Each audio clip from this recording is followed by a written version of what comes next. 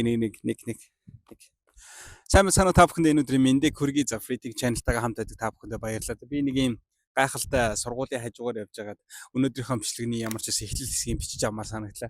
Хэрвээ та бүхэн харж байгаа бол тэр ардлын салхин сенс бол манай байгаа газар маш алдартай байдаг.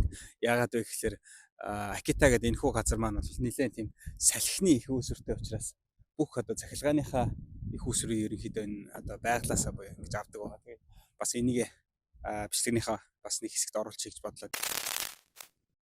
За өнөөдрийн бичлэг маань Япон улсын үндэсний спорт болон үндэсний хоолтой холбогдож байгаа. За та бүхэн магадгүй сүүлийн 2 хоногт мэргэжлийн сумын бүхийн 74 дахь Yokozuna цолтон гарлаа гэсэн бичлэгийг ч юм уу эсвэл зургийг мэдээллийг бол та бүхэн бол харсан байхаа гэж найдаж байна. За тэгээд би тэр контентуудыг харчаад юу гэж бодсон бэ гэхээр ер нь яагаад энэ Yokozuna цолтонгууд ингээд ийм том загас бариад зураг авахулдаг юм бэ? Яг ямар утга учиртай юм бэ? Японы уламжлалт ер нь юу гэж бэлэгддэм бэ талаар видео хий гэж бодсон. Тэгэхээр өнөөдрийнхөө бичлэгтээ орцгоё. Yokozuna цолтой бөхчүүд яагаад ийм том загас бариад идэг вэ? Heisei тооллын 7 дугаар он Хацубашиг 12 даваа 3 унаатаагаар тэргүүлэн төрүүлж Yokozuna цолны болцол хангасан Hoshoryu Tomokatsu бэмсэр нь мэргэжлийн сумма бүхийн 74 дахь Монголын 6 дахь аварга болсон бэлээ. Монголын ард түмэн төдийгүй Японы ард түмэн Hoshoryu бэмсэрнгээр бахархж байгаа нь гарцаагүй. Та нар Yokozuna цолонд төрсэн бөхчүүд яагаад том загас барьж зураг авахулаад байдаг уламжлалыг мэдэх үү? Тэгвэл би одоо танд ярьж өгье. Сумо бол 1500 гаруй жилийн түүхтэй Японы уламжлалт тулааны урлаг юм. Эрт дээр үеэс тай хэмээх үлзий өгөөчтэй загас гэж үзэн энэхүү загасыг бэлэг болгон өгдөг ба баяр ёслолд аз авчрах зорилгоор ашигладаг байна. Тийм ч учраас онцгой баяр ёслолд тухайлах юм бол сумо бүх төрүүлэх Yokozuna цол хүртэх тохиолдолд дурсгалын зураг авахулахдаа 1 эсвэл 2 том загас барьдаг байна. Yokozuna бүхийн барьдаг энэхүү том хэмжээний загас нь ард иргэдийн дунд тун хуур байдаг ба үнэтэй байдаг байна. Тай загсыг Yokozuna цолны ёслолын үеэр хэрэглэдэг нь хэд хэдэн сонирхолтой факт байна. Yokozuna цолны болцол хангасны дараагаар сумо бүхийн холбооны ахмад тастангууд нэр хүндтэй хүмүүс Yokozunад амжилт хүсэж тай загас бэлгэлдэг байна. Энэхүү ёслолд Yokozuna зөвхөн цор ганцудаа буюу Yokozuna болохдоо л оролцдог байна. Тай загас нь хүч чадал, амжилт, эрүүл энх, урт наслах, аз хэмэр хүсэж буй бэлэг тэмдэг учраас Yokozuna-гийн цаашдын амжилттай холбоотой гэж үздэг байна.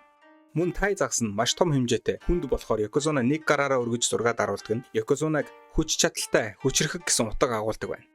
Тай гэдэг үг нь Япон медитай гэсэн үгтэй адилхан дуудлагатай бөгөөд аз жаргал, баяр түүл явдал гэсэн утгатай юм.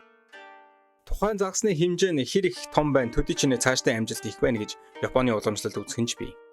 Түүнчлэн тай загасыг дээш өргөх нь Yokozuna-гийн түүний амжилтын илэрхийлэл гэх нь бий.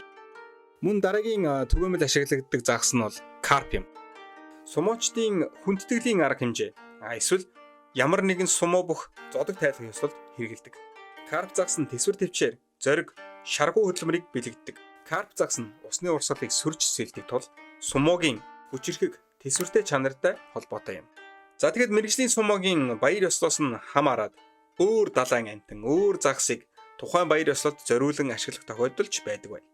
Ингээд та бүхэн Yokozuna нар ямар учиртай загас өргөөд байдаг талаар мэдсэн баха гэдэгт итгэлтэй байна.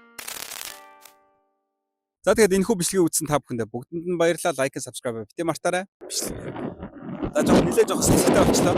Гэхдээ асуудал дуусчихна.